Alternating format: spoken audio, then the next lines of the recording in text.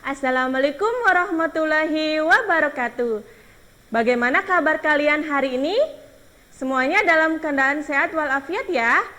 Alhamdulillah. Ibu doakan seluruh siswa kelas 5 dimanapun kalian berada, semoga selalu dalam keadaan sehat walafiat. Baik, bertemu lagi dengan Ibu dalam pembelajaran jarak jauh, bekerja sama dengan Dinas Pendidikan Kota Cirebon dan dikelola oleh Gugus 2 Kecamatan Lemahungkuk. Ya anak-anak, tahun 2021 ini pembelajaran kita masih dilakukan secara jarak jauh atau belajar dari rumah. Kalian dibantu oleh ayah dan mama belajar dari rumah. Walaupun kita belajarnya masih dari rumah, Ibu harapkan semangat kalian harus terus ada ya untuk mengikuti pembelajaran setiap harinya dengan baik. Nah, hari ini sudah tahu belum kita akan belajar tentang apa? Ya, sebelum Ibu mulai pembelajaran, karena kita masih dalam pandemi COVID-19, maka Ibu akan mengingatkan protokol 5M. Kalian pasti sudah hafal ya apa saja protokol 5M itu? Nah, nanti di layar kalian ada nih. Protokol 5M yang pertama yaitu memakai masker. Kalian harus selalu memakai masker ketika berpergian keluar rumah. Ya, jangan sampai lupa. Misalnya kalian ke sekolah untuk mengumpulkan tugas, kalian harus memakai masker. Yang kedua yaitu menjaga jarak. Ketika kalian bepergian atau berada di luar rumah, di sekolah ataupun di mana saja dan banyak orang, kalian harus tetap menjaga jarak ya minimal 1 meter dengan orang lain agar terhindar atau menghindari tertularnya dari virus COVID-19. Nah, M yang ketiga yaitu mencuci tangan. Kalian ketika bepergian keluar dari rumah dan pulang lagi kembali ke rumah, kalian harus mencuci tangan. Yang keempat yaitu menjauhi kerumunan. Dan yang kelima yaitu membatasi mobilitas.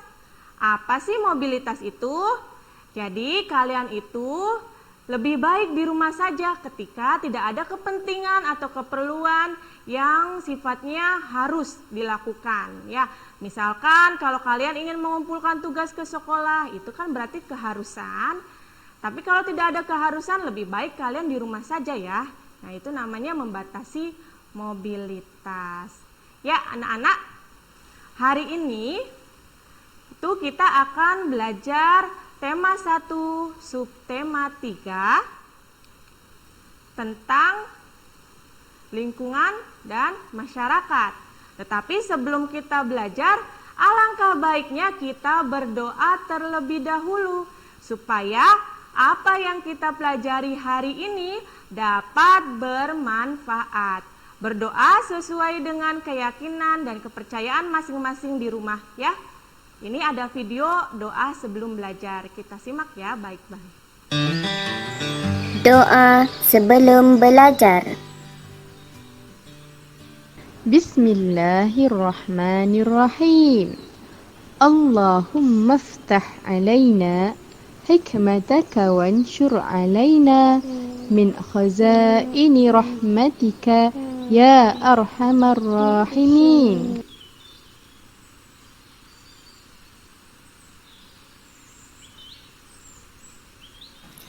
Artinya, Ya Allah, bukakanlah ke atas kami hikmat-hikmat-Mu dan limpahkanlah ke atas kami khazanah rahmat-Mu. Wahai yang maha pemurah lagi maha penyayang. Bismillahirrahmanirrahim. Rabbi zidni ilma warzuqni fahma.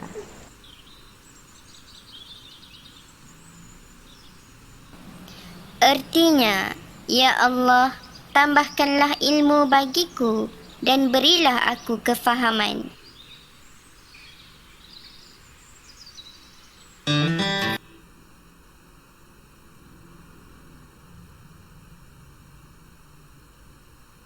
Ya, baik anak-anak, berdoa kita sudah selesai.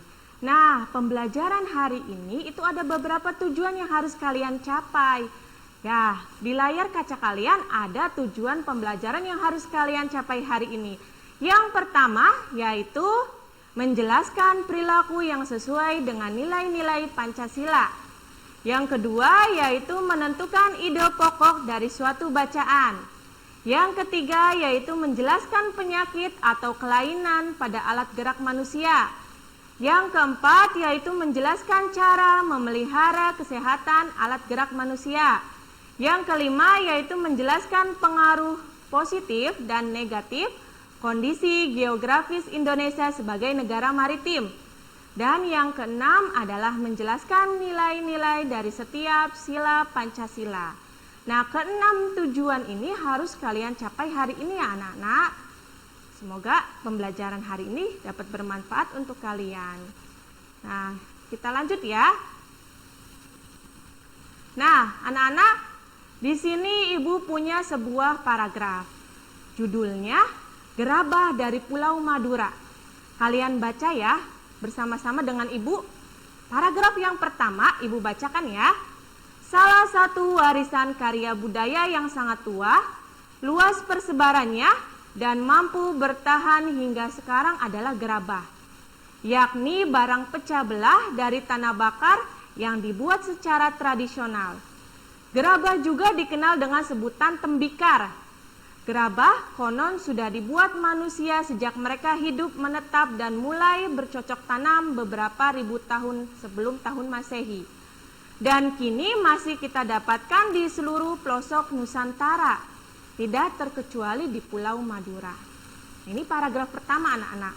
Kita lihat paragraf selanjutnya. Paragraf yang kedua. Pada situs-situs kebudayaan dan purbakala banyak dijumpai gerabah atau tembikar yang difungsikan sebagai peralatan atau perkakas rumah tangga dan untuk keperluan peribadatan serta penguburan mayat.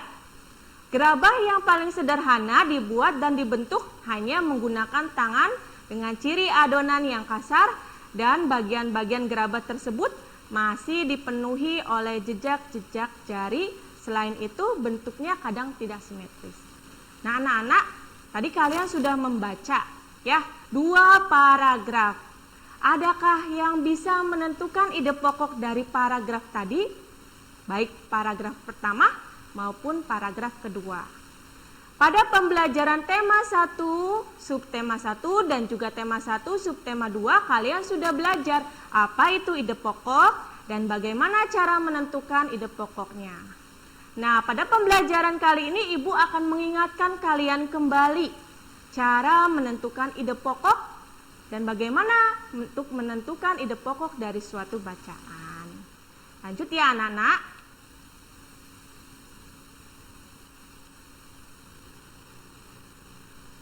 Nah, tadi apa itu ide pokok dan bagaimana cara menentukan ide pokok dari suatu bacaan? Ya, kita simak baik-baik ya. Pengertian ide pokok. Ide pokok atau yang disebut juga gagasan utama adalah ide yang disampaikan oleh penulis yang menjadi suatu pokok pembahasan dalam sebuah paragraf.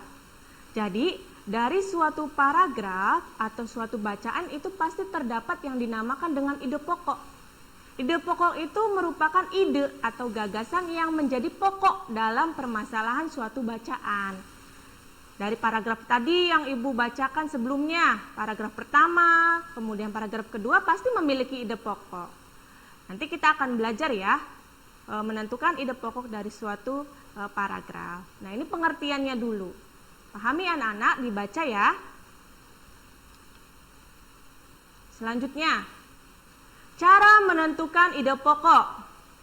Untuk menentukan ide pokok dalam suatu paragraf atau bacaan yang telah kalian baca itu ada 3 langkah.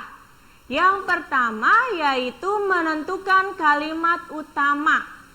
Jadi ketika kalian membaca sebuah paragraf atau suatu bacaan, itu kalian harus melihat atau fokus pada kalimat utama, mencari kalimat utama dari paragraf tersebut. yaitu untuk menentukan ide pokok adalah tahu mana kalimat utamanya.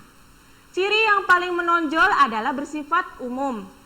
Jadi kalimat utama itu bersifat umum. Fokus pada kalimat utama. Nah, itu yang paling penting. Jadi ketika kalian membaca paragraf atau bacaan itu, kalian harus fokus pada kalimat utamanya. Karena dalam sebuah paragraf, itu ada yang dinamakan dengan kalimat utama dan juga kalimat penjelas atau pengembang. Nah, kalimat utama ini merupakan ide pokoknya dari suatu paragraf. Nah, langkah yang kedua, fokus membaca. Tadi, kalau kalian membaca paragraf atau bacaan, kalian harus fokus. Ketika kalian membaca bacaannya tidak fokus, maka kalian akan mengalami kesulitan dalam menentukan ide pokok. Jadi kalian harus fokus terhadap bacaan. Jadi langsung membaca satu tulisan secara penuh dengan fokus dan tidak pecah pikirannya. Jadi tidak terbagi-bagi pada saat membaca kalian sambil memainkan game. Nanti tidak ketemu ide pokoknya. Jadi ketika membaca kalian harus fokus terhadap bacaan yang kalian baca. Nah, langkah yang ketiga yaitu kesimpulan paragraf. Setelah kalian membaca sebuah paragraf atau bacaan, kalian tuliskan ya. Tuliskan catatan-catatan penting, kata-kata penting dalam paragraf tersebut. Kemudian buat kesimpulan. Nah, setelah membuat kesimpulan kalian akan bisa menentukan ide pokok dari suatu paragraf atau bacaan. Lanjut.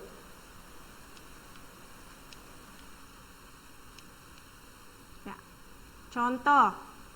Nah, di sini tadi yang paragraf pertama, kalian sudah membaca bersama ibu ya tadi.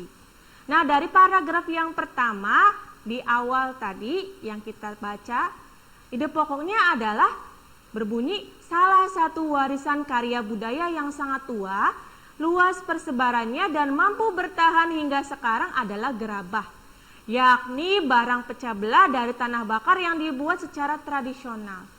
Nah, sekarang ibu tanya anak-anak, kalimat ini dalam paragraf di atasnya itu ada terletak di kalimat berapa coba anak-anak? Ya, pintar.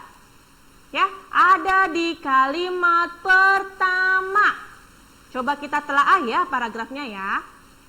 Salah satu warisan karya budaya yang sangat luas persebarannya dan mampu bertahan hingga sekarang adalah gerabah, yakni barang pecah belah dari tanah bakar yang dibuat secara tradisional. Nah, itu kalimat pertama. Kemudian selanjutnya, gerabah juga dikenal dengan sebutan tembikar. Nah, itu kalimat kedua. Gerabah konon sudah dibuat manusia sejak mereka hidup, menetap dan mulai bercocok tanam beberapa ribu tahun sebelum tahun Masehi dan kini masih kita dapatkan di seluruh pelosok Nusantara, tidak terkecuali di Pulau Madura. Nah, itu kalimat yang ketiga. Jadi, ide pokok dari paragraf ini ada di kalimat pertama. Nah, itu merupakan kalimat utamanya. Ya, jadi kalimat utama itu ya menunjukkan ide pokok tadi dari suatu paragraf. Kalimat kedua dan kalimat ketiganya merupakan kalimat penjelas atau pengembang. Nah, ibu punya contoh lagi ya. Yuk kita belajar bersama-sama. Nah, ini tadi yang di awal paragraf kedua. Ternyata ide pokoknya adalah pada situs-situs kebudayaan dan purbakala banyak dijumpai gerabah atau tembikar yang difungsikan sebagai peralatan atau perkakas rumah tangga dan untuk keperluan peribadatan serta penguburan mayat. Nah, kita telaah dari paragraf yang di atasnya, ternyata sama dengan contoh sebelumnya. Ada di kalimat pertama. Kalimat keduanya, gerabah yang paling sederhana dibuat dan dibentuk hanya menggunakan tangan dengan ciri adonan yang kasar dan bagian-bagian gerabah tersebut masih dipenuhi oleh jejak-jejak jari. Itu kalimat kedua. Merupakan kalimat penjelas atau pengembang. Kalimat ketiganya, selain itu bentuknya kadang tidak simetris. Nah, itu kalimat ketiga. Merupakan juga kalimat penjelas atau pengembang. Sampai di sini sudah paham belum anak-anak? Menentukan ide pokok dari suatu paragraf. Nah, itu tadi ya, ibu berikan 2 contoh. Nanti kalian belajar di rumah lagi ya. Kalian cari paragraf-paragraf di buku paket kelas 5. Itu banyak sekali bacaan, kalian belajar cara menentukan ide pokok dari suatu bacaan. Ibu lanjutkan ya. Nah, pada layar kaca kalian ada sebuah gambar. Gambar apakah ini? Betul, gambar anak sedang bermain bola. Nah, ini anak laki-laki nih yang sering bermain bola ya. Manusia, kita, ibu, dan juga kalian yang ada di rumah itu termasuk manusia yang sering melakukan aktivitas. Salah satunya yang ada di gambar, yaitu bermain bola. Selain aktivitas bermain bola, kita sering mendorong meja, mengangkat buku ya, membantu mama, mengerjakan pekerjaan rumah, berjalan, bersepeda, berlari dan sebagainya. Nah, manusia dapat berjalan, berlari dan melakukan aktivitas lainnya karena pada tubuh manusia dilengkapi organ gerak, yaitu menggunakan tulang dan otot. Jadi pada tubuh manusia itu terdapat organ gerak. Nah, dibagi menjadi 2, organ gerak aktif dan juga organ gerak pasif. Organ gerak aktif itu otot dan organ gerak pasifnya tulang. Jadi organ gerak manusia itu ada tulang dan otot. Oleh karena itu, kita perlu menjaga kesehatan tulang dan otot. Nah, kita sebagai makhluk Allah, ya, ciptaan Allah, Allah telah menciptakan manusia sedemikian rupa. Ya, organ tubuhnya berfungsi dengan sangat baik sehingga kita bisa beraktivitas. Maka sebagai tanda syukur kita kepada Allah Subhanahu wa taala yang telah menciptakan organ tubuh kita, yaitu dengan cara menjaga kesehatannya, menjaga kesehatan organ gerak, yaitu tulang dan juga otot. Nah Bu, bagaimana cara menjaganya ya? Nah, kita pelajari ya selanjutnya ya, cara menjaga kesehatan tulang dan otot atau organ gerak pada manusia. Nah, Ibu tampilkan 3 gambar. Yang pertama ada gambar apakah itu anak-anak? Ya, betul. Gambar anak yang sedang makan. Nah, makan makanan yang bergizi seimbang. Nah, ini salah satu cara untuk menjaga kesehatan tubuh kalian, kesehatan organ gerak kalian. Terlebih lagi kondisi kita dalam masa pandemi COVID-19. Bukan hanya menjaga organ gerak saja, tetapi kita perlu menjaga tubuh kita agar tidak tertular dari virus COVID-19. Caranya yaitu dengan makan makanan yang bergizi seimbang. 4 sehat, 5 sempurna. Minimal sehari makan 3 kali ya, dengan makan makanan yang sehat. Yang kedua yaitu posisi tubuh tegak saat berdiri. Nah, ini penting ya, apalagi kalian usia anak-anak kelas 5 sekolah dasar, di mana usia seperti kalian ini sedang dalam masa pertumbuhan dan perkembangan ya. Maka harus bisa menjaga posisi tubuh agar tulang-tulang kalian tetap tegak ya, tetap sehat. Salah satunya yaitu saat berdiri kalian harus tegak, saat duduk juga harus tegak. Yang ketiga yaitu berolahraga secara teratur. Nah, olahraga ini penting ya anak-anak, apalagi kalian masih belajar dari rumah, masih ada banyak waktu untuk berolahraga. Tidak perlu yang berat-berat ya anak-anak, kalian setiap hari minimal olahraga 5 menit saja sudah cukup, 5-10 menit. Kalian bisa berjalan di pagi hari, kemudian yang punya sepeda bisa bersepeda, atau kalian kemarin ya sudah melihat tuh pada saat kegiatan MPLS sekolah ada senam bersama dengan guru-guru. Nah, kalian tahu kan gerakannya ya. Nah, praktekkan di rumah ya untuk selanjutnya. Jadi kalian rutinkan berolahraga secara teratur untuk pertumbuhan dan perkembangan kalian. Baik, kita lanjutkan ya anak-anak. Nah, akibat kalau kita tidak menjaga kesehatan tulang terutama, tidak menjaga kesehatan organ gerak kita, padahal kita setiap hari membutuhkan yang namanya tulang dan juga otot untuk beraktivitas. Bagaimana kalau kita tidak menjaga kesehatan organ tubuh kita? Ya, pasti ada penyakit atau kelainan nantinya di kemudian hari. Mungkin kalau sekarang tidak ada, tapi nanti di kemudian hari akan timbul atau akan berdampak di kemudian hari. Nah, ini Ibu tampilkan macam-macam kelainan pada organ gerak pasif, yaitu tulang, ya. Yang pertama yaitu ada retak dan patah tulang.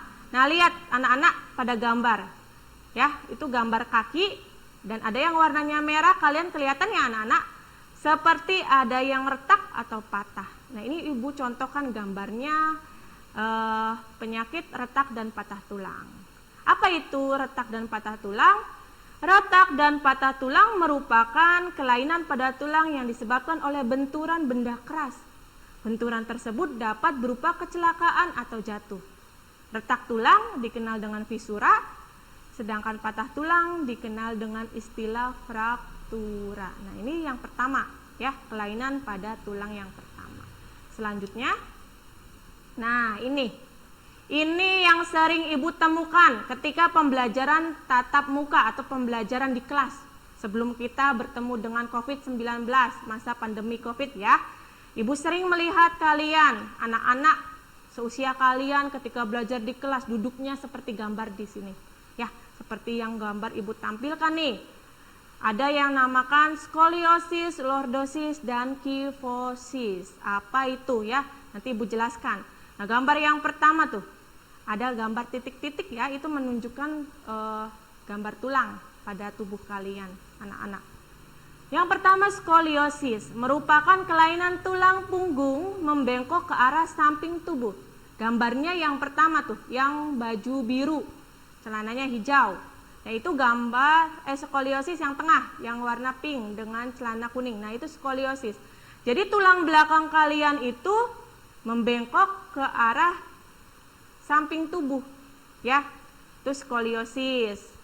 Yang kedua, lordosis merupakan kelainan tulang punggung membengkok ke arah depan tubuh. Gambarnya yang pertama, baju biru dengan celana hijau. Nah, itu gambar lordosis. Jadi tulangnya itu membengkok ke arah depan. Kenapa? Pada saat belajar misalnya kalian itu duduknya tidak tegak, tapi lebih dorong ke depan. Jadi itu membuat tulang belakang kalian akan membengkok ke depan. Yang ketiga yaitu kifosis, merupakan kelainan tulang punggung membengkok ke arah belakang tubuh. Gambarnya seperti yang ketiga. Baju warna kuning, celana biru. Nah, lihat tuh, punggungnya membungkuk, ya. Itu akibat ketika kalian belajar. Ya, tidak tegak duduknya, kemudian terlalu dekat mata dengan buku sehingga mengakibatkan tulang punggung kalian lama-kelamaan akan membengkok ke arah belakang, ya, anak-anak. Sudah paham? Ibu lanjutkan, ya. Nah, yang ketiga yaitu ada rakitis. Rakitis ini merupakan penyakit pada tulang yang disebabkan oleh kekurangan gizi seperti fosfor, kalsium, dan vitamin D. Hal ini mengakibatkan tulang tidak tumbuh dengan normal. Penyakit ini dapat membentuk tulang kaki bengkok seperti huruf O dan X. Nah, seperti gambar, ya, ada yang berbentuk X dan ada yang berbentuk O. Kekurangan gizi. Makanya tadi Ibu sampaikan kepada kalian untuk memakan makanan yang bergizi supaya asupan gizi kalian itu seimbang dan cukup sehingga tidak mudah menimbulkan penyakit pada tubuh kalian. Terakhir, osteoporosis. Apa itu osteoporosis? Osteoporosis adalah penyakit pada tulang yang disebabkan oleh menurunnya kepadatan tulang. Penurunan kepadatan tulang karena tulang kekurangan fosfor dan kalsium. Osteoporosis mengakibatkan tulang terasa nyeri atau mudah patah saat jatuh. Nah, gambarnya yang sebelah kiri itu gambar tulang yang dalam kondisi sehat. Yang sebelahnya yang ada tulisan osteoporosis, artinya itu tulangnya sudah mulai rapuh. Biasanya osteoporosis ini akan terjadi pada usia tua, ya, pada masa yang akan datang. Jadi pada usia seperti kalian tidak terlihat, maka dari itu dijaganya dari sekarang supaya tidak berdampak pada kemudian hari, di kemudian hari, ya. Bagaimana anak-anak? Paham, ya? Kita lanjutkan, ya. Nah, ini Ibu punya video Kita simak ya videonya ya, kita ikuti, kita pelajari baik-baik tayangan video berikut ini.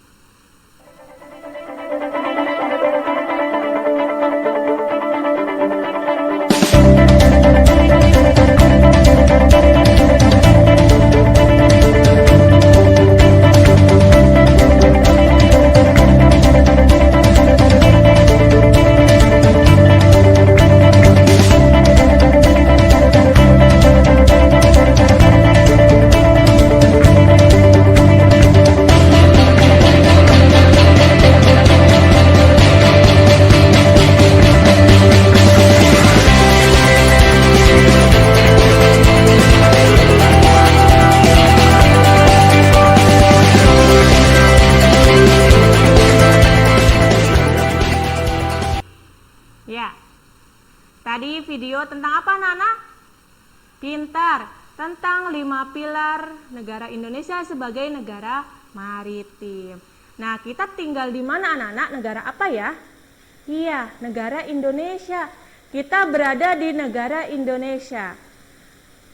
Ada yang tahu tidak letak geografisnya seperti apa? Ya, Indonesia itu dikenal sebagai negara kepulauan karena terdiri dari beberapa pulau yang jumlahnya lumayan banyak. Pulau besar di Indonesia ada 5. Yang pertama yaitu Pulau Jawa, Pulau Kalimantan, Sumatera, Sulawesi, dan juga Papua. Dan juga Indonesia dikenal sebagai negara maritim. Nah nih, Indonesia sebagai negara maritim. Kenapa Indonesia dikenal sebagai negara maritim? Karena negara Indonesia ini memiliki perairan yang luas. Ya, bukan hanya daratan, tetapi Indonesia sangat luas perairannya. Nah, luasnya perairan di Indonesia ini berpengaruh terhadap mata pencaharian masyarakatnya, sehingga mempengaruhi ekonomi di Indonesia. Apa saja sih dampak positif dan negatif kondisi geografis Indonesia sebagai negara maritim?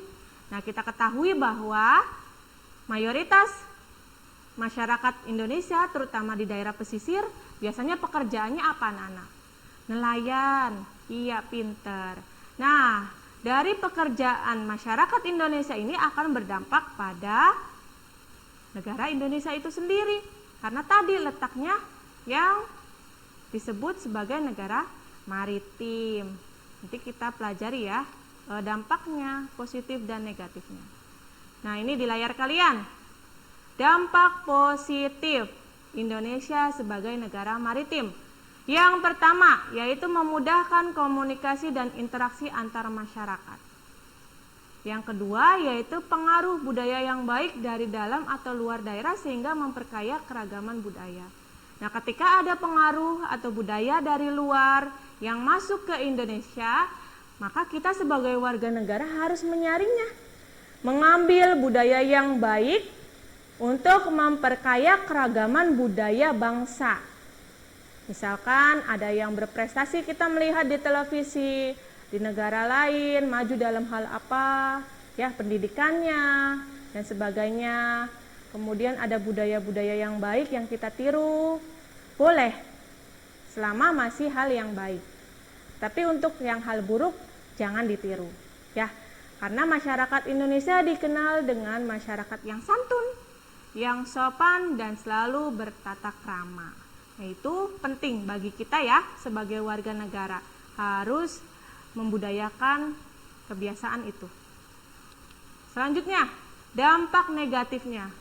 Yang pertama, hilangnya budaya asli karena tergerus oleh budaya luar. Yang kedua, yaitu munculnya budaya-budaya baru yang belum tentu sesuai dengan budaya setempat. Nah, karena kita sudah memasuki arus globalisasi, begitu banyak pengaruh dari luar masuk ke Indonesia, maka kita sebagai warga negara harus mampu menyaringnya. Terutama kalian, ya, sebagai pelajar harus mampu menyaring pengaruh-pengaruh yang baik untuk kalian, sehingga tidak berdampak negatif untuk negara kita. Nah, perilaku-perilaku dalam menyaring budaya ini itu harus dilakukan oleh warga negara ya, sebagai kecintaannya terhadap tanah air. Nah, di layar nih, Sebagai warga negara Indonesia, kita harus mengamalkan nilai-nilai Pancasila. Nah itu tadi ya, kita harus selalu mengamalkan nilai-nilai Pancasila dalam kehidupan sehari-hari. Oh ya, Ibu tanya, kita sudah belajar lama ya, hampir 2 tahun belajar dari rumah. Masih ingat tidak bunyi sila-sila Pancasila? Ada berapa? Pintar. Ada 5. Yang pertama yaitu ketuhanan yang Maha Esa. Yang kedua yaitu kemanusiaan yang adil dan beradab. Yang ketiga yaitu persatuan Indonesia. Yang keempat kerakyatan yang dipimpin oleh hikmat kebijaksanaan dalam permusyawaratan perwakilan. Yang kelima keadilan sosial bagi seluruh rakyat Indonesia. Nah, dari sila-sila Pancasila ini masing-masing memiliki nilai-nilainya. Dari sila pertama sampai sila kelima itu ada nilainya yang harus kita terapkan dalam kehidupan sehari-hari. Kita amalkan. Ya. Yang pertama, sila pertama menunjukkan bahwa setiap warga negara berhak memeluk agama sesuai keyakinannya dan berhak menjalankan ibadah sesuai dengan agama yang dianutnya. Nah, itu sila pertama. Sila yang kedua menunjukkan bahwa setiap warga negara memiliki hak dan kewajiban sebagai warga negara. Yang ketiga, sila ketiga menunjukkan bahwa setiap warga negara diharuskan mencintai tanah air dan menjaga rasa persatuan dan kesatuan dalam keragaman suku, agama, dan budaya. Yang keempat, sila keempat menunjukkan bahwa setiap warga negara harus mengutamakan kepentingan negara dan masyarakat. Yang kelima yaitu sila kelima menunjukkan bahwa setiap warga negara harus memiliki sikap gotong royong dan peduli antar sesama. Nah, ini 5 nilai-nilai pada butir-butir sila Pancasila. Semuanya kelima sila ini harus kalian terapkan dalam kehidupan sehari-hari ya, agar menciptakan kehidupan yang rukun dengan sesama dan sebagai kewajiban kita warga negara terhadap negara Indonesia. Wah, sudah selesai anak-anak. Nah, sebelum Ibu mengakhiri pembelajaran hari ini, ada beberapa pesan yang akan Ibu sampaikan. Yang pertama, ya, kalian harus tetap menjaga kesehatan agar tidak tertular dari COVID-19. Belajarnya harus selalu semangat, walaupun belajar dari rumah, harus mengikuti setiap pembelajaran dengan baik, dengan sesama. Jika ada yang tidak dimengerti, boleh tanyakan kepada guru wali kelas kalian ataupun kepada orang tua kalian ya selama di rumah. Yang kedua tadi berkaitan dengan materi pelajaran kita hari ini. Kita sebagai manusia, ciptaan Allah Subhanahu wa taala harus senantiasa bersyukur atas apa yang diberikan oleh Allah. Semakin kita banyak bersyukur, maka nikmat juga akan Allah berikan. Allah limpahkan lagi nikmatnya. Ya, terutama kita telah dilengkapi organ tubuh kita dalam keadaan sehat. Ya, bagaimana yang di luar sana ya, masih banyak saudara-saudara kita yang sedang sakit. Semoga kita doakan ya, saudara-saudara kita yang sedang sakit lekas sembuh. Nah, itu pesan yang Ibu sampaikan pada pembelajaran hari ini. Semoga pembelajaran hari ini dapat dipahami oleh kalian, dapat dimengerti oleh kalian, dan bermanfaat untuk kita semua. Untuk itu, Ibu akhiri pembelajaran hari ini. Assalamualaikum warahmatullahi wabarakatuh. Sampai bertemu pada pembelajaran selanjutnya ya anak-anak kelas 5. Dadah.